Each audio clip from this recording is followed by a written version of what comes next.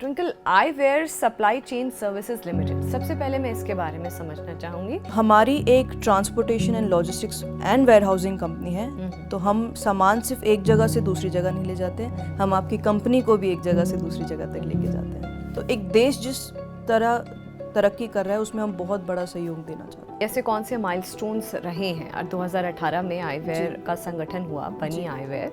हम बहुत जल्द IPO लेके आ रहे हैं। तो we are India's biggest transporter in terms of package edible oil transporting company. तो चैलेंजेस अगर पूछूं तो चैलेंजेस ओवरऑल इस सेक्टर में क्या है? लेबर का एक चैलेंज है। जिस तरीके से हमारा इंडिया ग्रो कर रहा है, ऑटोमेशन चाह रहा है हमारा इंडिया, बट क्या हमारे पास वो स्किल्ड लेबर्स हैं? आपकी जर्नी कैसी रही? पापा हमेशा से ट्रांसपोर्ट में रहे हैं, तो कहीं ना कहीं खून में एक लॉजिस्टिक्स है। ये हाल ही में मुझे पता चला कि है एक्चुअली खून में लॉजिस्टिक्स, क्योंकि माइंड में कभी भी नहीं था। 2018 में ग्रेजुएशन कंप्लीट हुई। ग्रेजुएशन के तुरंत बाद पापा ने रिश्ता ढूंढ दिया और शादी हो गई।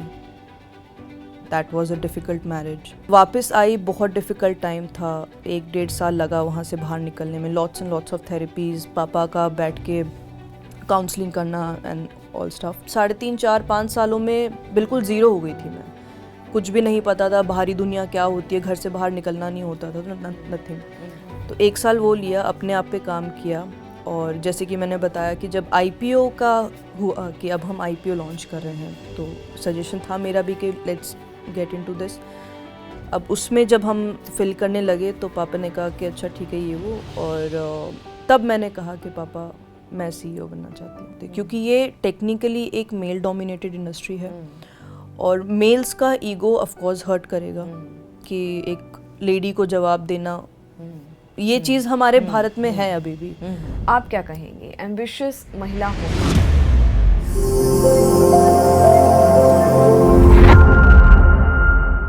नमस्कार, जागरण मंथन में आप सभी का स्वागत है। मैं हूँ स्मृति रस्तोगी। जागरण मंथन के इस एपिसोड में हमारे साथ एक खास मेहमान है। ट्विंकल तंवर हैं, CEO हैं eyewear supply chain services limited की। ट्विंकल, आपका बहुत बहुत स्वागत। नमस्कार, बहुत बहुत धन्यवाद।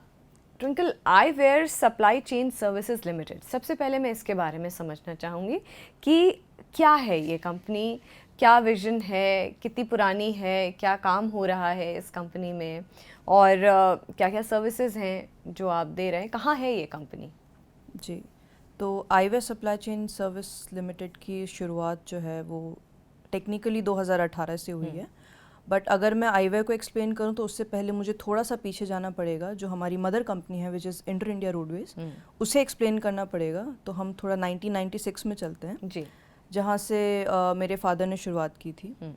उन दिनों मेरे फादर एक बहुत बड़ी ट्रांसपोर्ट कंपनी में ब्रांच मैनेजर के तौर पे थे वहाँ।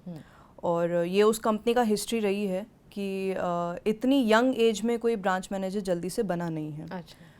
तो उन्होंने बहुत सारा अपने आप को प्रूव किया है एक छोटी उम्र में ब्रांच मैनेजर बनने के लिए।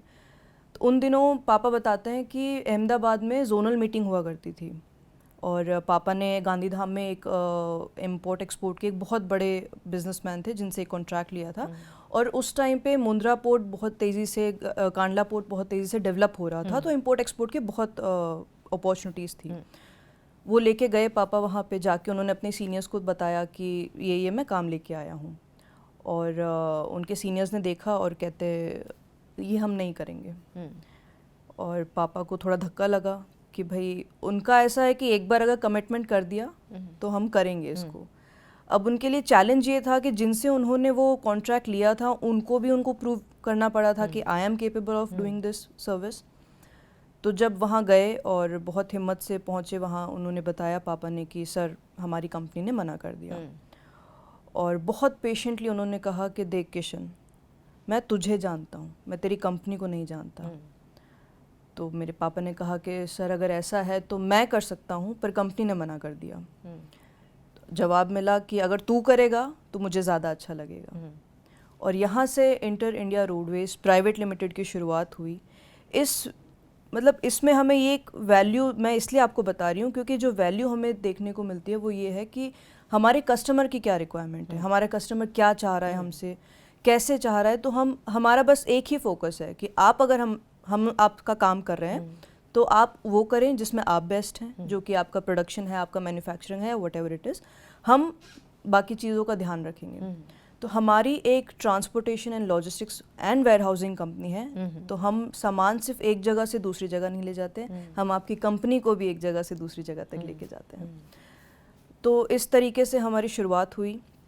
जैसे जैसे काम बढ़ा, कस्टमर्स की रिक्वायरमेंट थी, उन्होंने कहा हमें फ़्लीट चाहिए, आपकी डेडिकेटेड फ़्लीट, हम डेडिकेटेड फ़्लीट लेके आए। उन्होंने कहा हमें एक वेयर हाउसिंग का काम आपसे चाहिए। तो इस तरीके से वेयर हाउसिंग शुरू हुई। उसके बाद हमने रेलवे ट्रांसपोर्टेशन भी किया, क्योंकि वो भी हमारे कस्टमर की रिक्वायरमेंट थी। तो इस तरीके से धीरे धीरे जर्नी शुरू हुई, और जब देखा कि लॉजिस्टिक्स एज अ ट्रांसपोर्ट में अलग तरीके के ऑपरेशंस होते हैं और वेयर हाउसिंग में थोड़े अलग होते हैं, वहाँ पे आपको थोड़ा और प्रोफेशनल होना पड़ता है, थोड़ा सिस्टमैटिक होना पड़ता है। तब 2018 में आईवेयर को नाम दिया गया, where I stands for inter India and where stand for warehousing.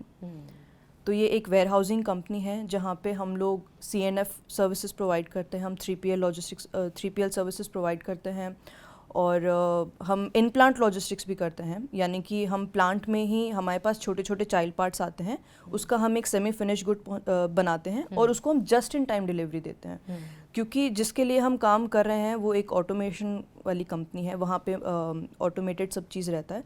तो अगर हमने उस समय पे वो पार्सल वहाँ नहीं पहुँचाया तो उनका पूरा प्रोडक्शन रुक जाएगा। तो which is very important, just in time delivery.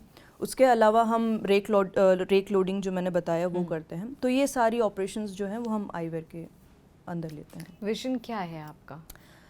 Vision हमारा ये है, just to simplify your logistics needs. ये हम हमारे कंपनी के नीचे लिखते हैं कि आपकी जो भी लॉजिस्टिक्स नीड है हम उसको सिंप्लीफाई करेंगे।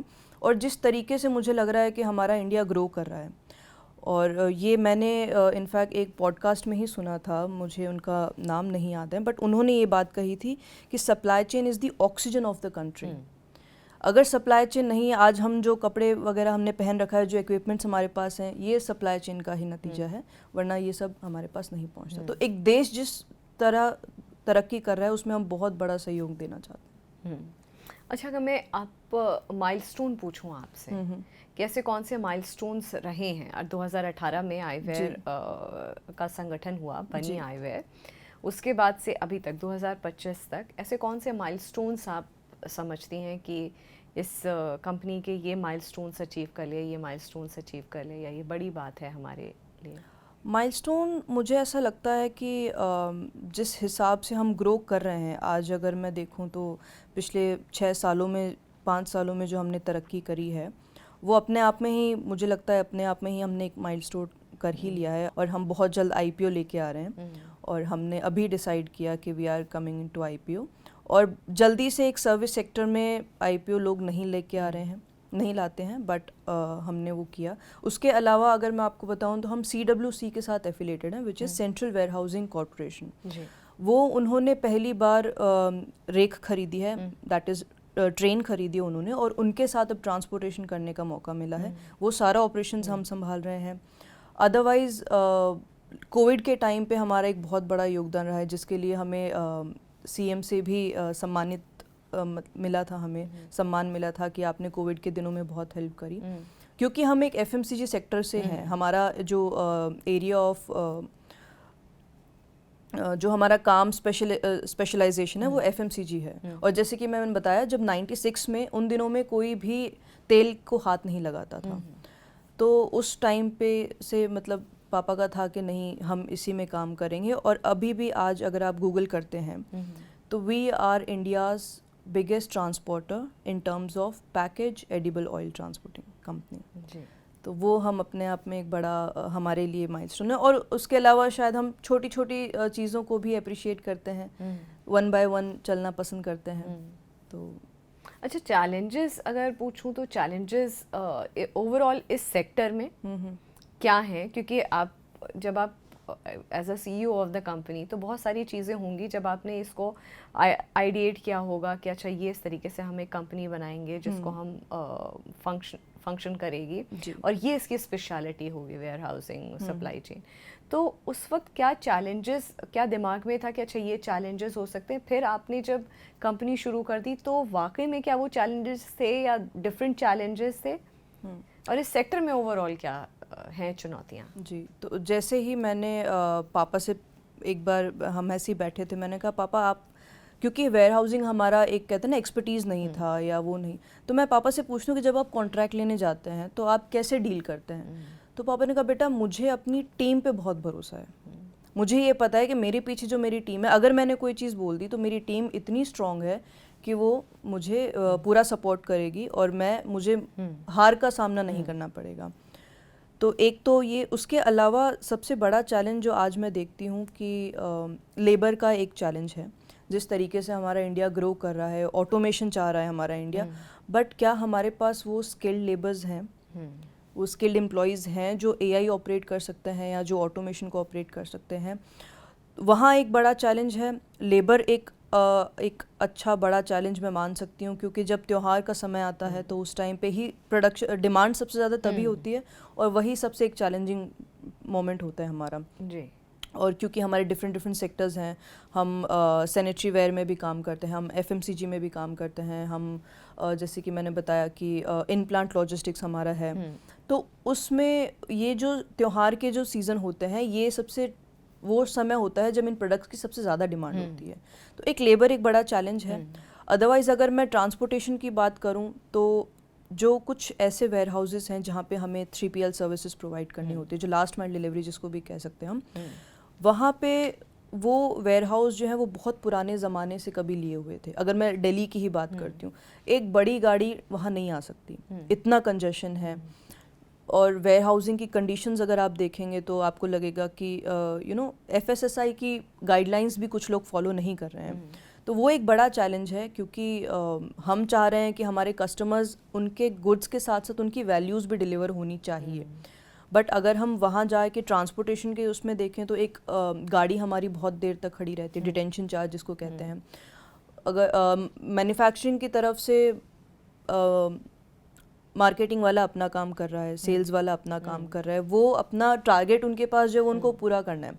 बट अब वो गुड्स जो है वो हमको अगर एंड कस्टमर्स तक पहुंचाने हैं तो एटलीस्ट आपके वेयर हाउस में उतनी जगह होनी चाहिए। हमारी गाड़ियाँ 3-3 4-4 दिन तक खड़ी रहती हैं, उसको अनलोड करना एक अपने में बहुत बड़ा चैलेंज है। जहाँ पे जब हम अगर हमारी खुद की फ्लीट, जैसे हमारे पास 500 फ्लीट्स हैं और 10,000 नेटवर्क फ्लीट्स के साथ हम ऑपरेट करते हैं। अब वो गाड़ियाँ अगर अपना एक राउंड पूरा कंप्लीट नहीं करेगी जितना हम एक महीने में चलाना चाहते हैं, तो उसकी EMI कैसे हम भरेंगे? गाड़ी का अपना एक खर्चा होता है। तो ये बहुत सी चैलेंजेस हैं जो कि सोची थी कि हाँ होगी, और कहीं ना कहीं हम आज के दिन में भी फेस कर रहे हैं। आपकी जर्नी कैसी रही? मतलब आप CEO हैं eyewear supply chain services limited की, कैसी जर्नी रही? क्या मन में था जब आपने सोचा कि यही है मेरा करियर अपॉर्चुनिटी? क्या आप मतलब आपके जो फादर से आप इंस्पायर हो करके तब आपने इसको ऑप्ट किया? या मतलब मैं समझना चाहूँगी कि क्योंकि क्या होता है ना, लीडरशिप रोल में महिलाएं इतनी हैं नहीं देश में, तो देखते हैं तो बहुत खुशी होती है कि अच्छा ठीक है वो साइलो से बाहर निकल करके चैलेंज करके, क्योंकि there are a lot of responsibilities. True. ऐसे में ये जो जॉब होता है, लीडरशिप रोल होता है, ये बहुत डिमांडिंग होता है। तो what was there on your mind जब आपने ये चूज़ किया? तो सबसे पहले कहते हैं ना कि कच्छ नहीं देखा तो कुछ नहीं देखा, और मैं आती हूँ कच्छ के हार्ट से, जो गांधीधाम है। तो गांधीधाम अपने आप में एक लॉजिस्टिक्स हब है। वहाँ पे लॉजिस्टिक्स सिर्फ बिजनेस नहीं है, it's a way of life, लोगों का लाइफस्टाइल है। तो बचपन से ही ट्रक्स देखे हैं, बहुत शिपमेंट्स देखी हैं, गोडाउन्स देखे हैं, पापा हमेशा से ट्रांसपोर्ट में रहे हैं, तो कहीं ना कहीं खून में एक लॉजिस्टिक्स है। ये हाल ही में मुझे पता चला कि है एक्चुअली खून में लॉजिस्टिक्स, क्योंकि माइंड में कभी भी नहीं था कि काम करना है या बिजनेस करना है। तो I come from a Rajasthani family which is protective and positive. तो कभी भी दिमाग में, मुझे आज भी याद है जब मेरे 10th के बोर्ड एग्ज़ाम ख़त्म हुए और 11th के लिए जब स्ट्रीम चूज़ करना था, तो अब साइंस मैथ्स में तो हम इतने अच्छे हैं नहीं, तो मैंने साइंस ऑप्ट नहीं किया, मैंने कहा मैं कॉमर्स लूँगी। तो पापा ने कहा बेटा आप कॉमर्स ले रहे हो, ठीक है, एक चीज़ माइंड में रखना, मैं जॉब कभी नहीं करवाऊँगा, मैं कभी भी नहीं चाहूँगा कि मेरी बेटी जाके बाहर जॉब करे, बट मैं आपको इतना सक्षम ज़रूर बनाऊँगा कि बाय चांस कभी लाइफ में आगे ज़रूरत पड़े या आपकी अगली फैमिली अगर आपको जॉब करवाना चाहे तो वो उनके ऊपर है, बट मैं नहीं चाहूँगा कि आप काम करो। आई वॉज लाइक ठीक है। एक होता है कि आप जिस माहौल में बड़े हो रहे हो तो वो बहुत इम्पैक्ट करता है आपको। मैंने अपनी लाइफ में कोई खास ऐसे वर्किंग वुमेन्स नहीं देखी, आस पड़ोस में कभी नहीं देखा, फैमिली में कोई भी वर्किंग वुमेन नहीं था, तो एक वो माइंड में कभी था भी नहीं कि आपको बाहर निकल के काम करना है। उसके अलावा अब मदर ने उस तरीके से ग्रूम किया कि एक होम मेकर बनना है, एक हाउसवाइफ बनना है, तो चाहे आप स्टिचिंग कह लो, आप निटिंग कह लो, आप कुकिंग कह लो, तो सब आता है, क्योंकि यही करना था, मन में यही था कि ठीक है। और मुझे भी कुछ बाहर जाना कुछ खास पसंद नहीं था, मुझे घर का कंफर्ट, अपना कंफर्ट जोन में रहना ये पसंद था। बट 2018 में ग्रेजुएशन कंप्लीट हुई, ग्रेजुएशन के तुरंत बाद पापा ने रिश्ता ढूंढ दिया और शादी हो गई। That was a difficult marriage, जो एक्सपेक्ट कर रहे थे दिन रात का अंतर था उसमें। और वहाँ मुझे ऐसे लगता है कहीं ना कहीं मुझे ये बहुत फील कराया गया कि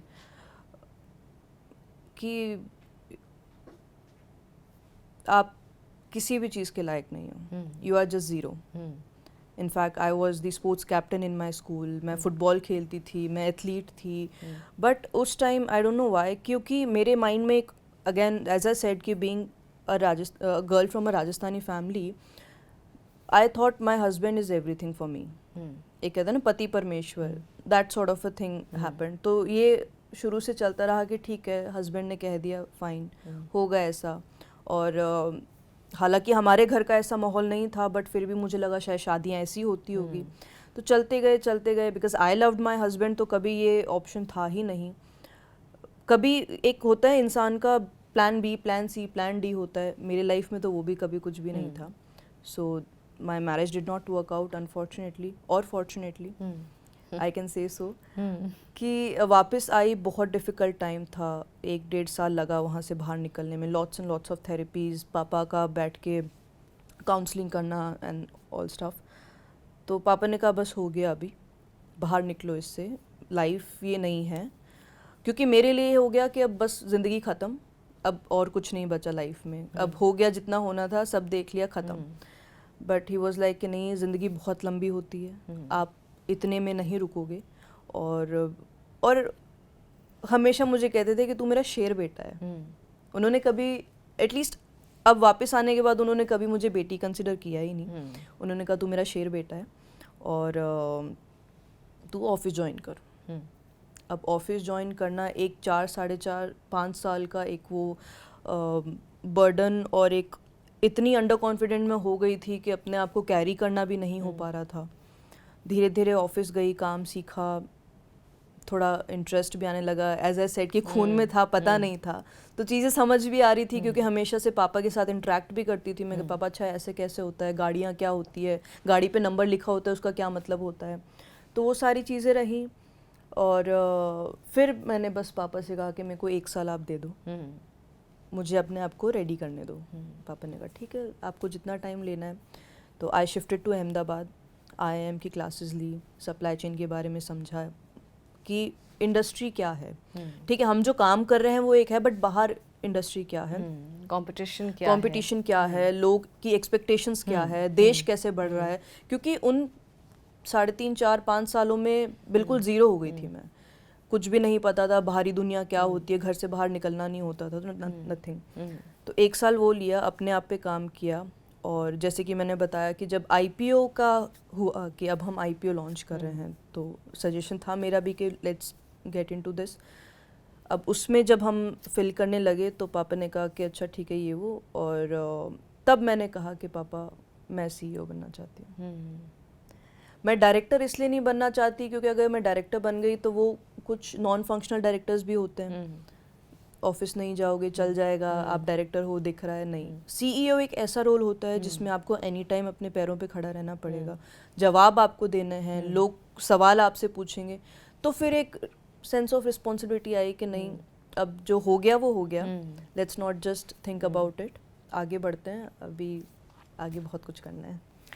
अच्छा, आप सीईओ तो आप बन गए, जी। लेकिन चैलेंजेस क्या रहे सीईओ बनने के बाद, क्योंकि दूसरी जर्नी ये है। जी। अच्छा, इस सेक्टर में, सप्लाई चेन और लॉजिस्टिक्स के सेक्टर में महिलाएं भी बहुत ज़्यादा होती नहीं है, और अगर मतलब एक सीईओ होना, एक फीमेल, एक वुमेन सीईओ होना अपने आप में एक बड़ी बात है। जी। अगर मैं चैलेंजेस की बात करूं तो मुझे ऐसा लगता है कि उस हद तक शायद मैं इसको जस्टिफाई नहीं कर पाऊंगी, क्योंकि महिलाएं वो भी हैं जिन्होंने संघर्ष करके इतना आगे पहुंचे हैं। तो अगर मैं ये कह दूं कि नहीं नहीं मैंने तो बहुत हार्ड वर्क किया ये वो, तो वो I can't be that person, कि जो नहीं किया वो मैं नहीं बोल सकती, और मैं उसको कभी एक्सेप्ट भी नहीं करूँगी। चैलेंजेस बहुत होते हैं। आप ड्राइवर्स के साथ आपको कॉन्वर्जेशन करना होता है। ड्राइवर्स सब प्रकार के होते हैं। अगेन एज आई सेड कि coming from a protective and positive Rajasthani family, तो एक वुमेन के तौर पे एक लॉजिस्टिक्स सेक्टर में एक होता है कि अगर आप दूसरे किसी सेक्टर में हो तो आप अकेले जाके कुछ काम कर सकते हो, बट मुझे कहीं ना कहीं थोड़ा सा कि कोई साथ जाए, इधर जीएम जा रहा है या फिर हमारे कोई और टीम मेंबर जा रहा है, तो कोई साथ एक होना चाहिए जिसके साथ मैं जाऊँ। वो वहाँ कहीं पे थोड़ा, हालांकि हमारे कोई भी ऐसा कोई ना कोई हमारे ड्राइवर्स ऐसे हैं या फिर हमारे कोई एम्प्लॉयज़ ऐसे हैं, बट एक पेरेंट्स के मन में एक, मेरे ब्रदर, मेरा बड़ा भाई थोड़ा सा है इस चीज़ में लेके, तो उसको थोड़ा सा कि ठीक है, लेट मी एटलीस्ट, अब जब काम करने दे रहे हो तो पूरा करने दो। बट अदरवाइज अगर मैं कहूँ कि इस इंडस्ट्री में अगर अपार्ट फ्रॉम मी ये ट्विंकल तंवर है, सीईओ है, तो लोग मुझे रिपोर्ट कर रहे हैं, लोग आसानी से मुझे रिपोर्ट्स दे रहे हैं, सवाल जवाब भी देते हैं। अगर कोई और होता तो बहुत चैलेंजेस होते, क्योंकि ये टेक्निकली एक मेल डोमिनेटेड इंडस्ट्री है, और मेल्स का ईगो ऑफ कोर्स हर्ट करेगा कि एक लेडी को जवाब देना, ये चीज़ हमारे भारत में है अभी भी। और बहुत सी, हालांकि जब बाहर निकली, पता चला, दुनिया देखी, तो पता चला कि बहुत सी महिलाएं हैं जो इस समय ट्रांसपोर्टेशन में आ चुकी हैं। और मुझे ऐसा लगता है कि ये बस 10 सालों की बात है। 10 साल के बाद शायद हम नहीं कहेंगे कि ये मेल डोमिनेटेड इंडस्ट्री है। मगर बहुत तेजी से आपने चैलेंजेस की बात तो खैर कही कि बहुत तेज़ी से चेंजेस आ रहे हैं, बहुत तेज़ी से एक्सेप्टेंस भी बढ़ रहा है ट्रांसपोर्टेशन इंडस्ट्री में, महिलाओं का जो फीमेल्स का जो प्रेजेंस है वो भी बढ़ रही है। लेकिन ऑब्वियसली चैलेंजेस तो हैं, लेकिन क्यों नहीं महिलाओं के लिए मतलब आसान है ट्रांसपोर्टेशन? आपने एक ड्राइवर्स का इशू बताया, इसके अलावा और आसान इसलिए नहीं हो सकता ना, देखिए कि ये इंडस्ट्री ऐसी है जिसमें वेल एजुकेटेड लोग नहीं हैं, टू बी वेरी ट्रू, और ज़रूरत भी नहीं पड़ती कुछ हद तक, क्योंकि गाड़ियाँ लगानी होती है, बातचीत करनी होती है। तो पहले जो ज़माना चला आ रहा था, तो 10+, 12+ वाज फाइन, आप एक ट्रांसपोर्ट कंपनी आराम से वो कर सकते हो, उसमें डील कर सकते हो, या जॉब मिल सकती है आपको।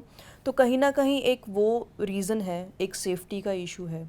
अब मेरी बहुत इच्छा है कि एक वेयर हाउस कुछ मैं ऐसा बनाऊं जिसमें right from supervisor to labour to each and every person एक महिला हो, एक वुमेन ओरिएंटेड, पूरा वुमेन का संभाला हुआ पूरा एक वेयर हाउस। बट उसमें भी जब मैंने पापा के सामने ये प्रपोजल रखा, तो मेरा पहला आगे सेंटेंस था कि जब हम सिटी में वेयर हाउस बनाएंगे तब। बहुत रिमोट एरियाज़ में वेयर हाउसेज होते हैं, सेफ्टी कंसर्न रहता है, नो डाउट।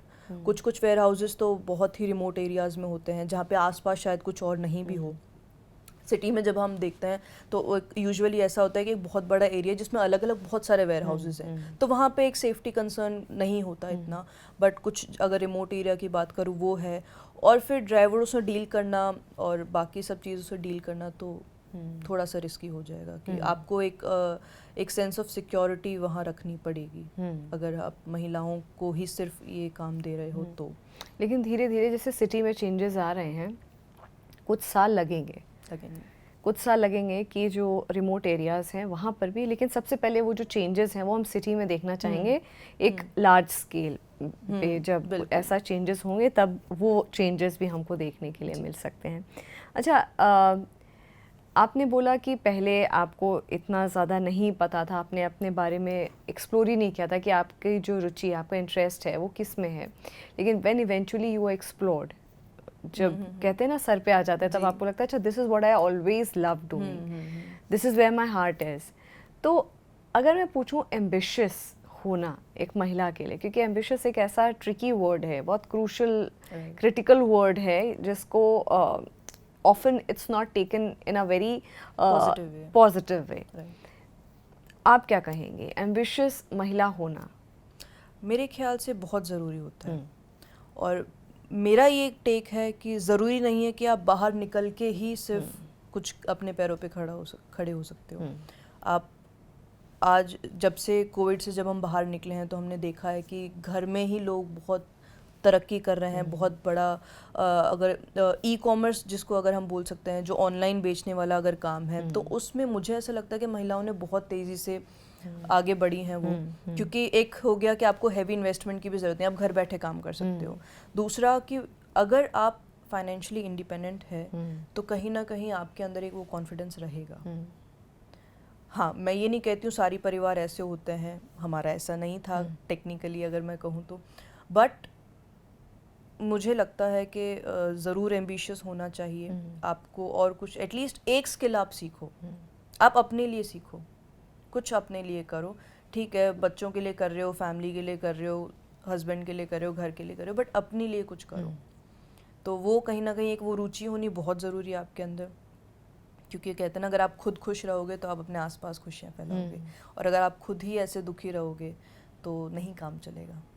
तो फिर आप ज़िंदगी काटोगे, आप जियोगे नहीं। जीनी बहुत ज़रूरी है। बहुत सुंदर बात कही आपने। अच्छा, सस्टेनेबिलिटी की अगर मैं बात करूं, सस्टेनेबिलिटी आज के टाइम पे एक ऐसा इशू है जिसको लेकर के बहुत सारा डिस्कशन हो रहा है नेशनल लेवल पे, इंटरनेशनल लेवल पे। तो इस सेक्टर में सस्टेनेबिलिटी का क्राइटेरिया कहाँ देखते हैं और फुलफिल होता हुआ, and how this industry is catering to that sustainability part?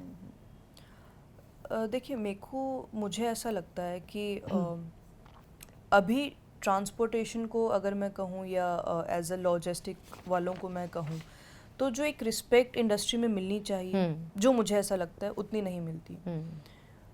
जब कॉस्ट कटिंग किसी को करनी होती है तो उसका भी ट्रांसपोर्टर के ऊपर ही आता है, सब चीज़ आता है।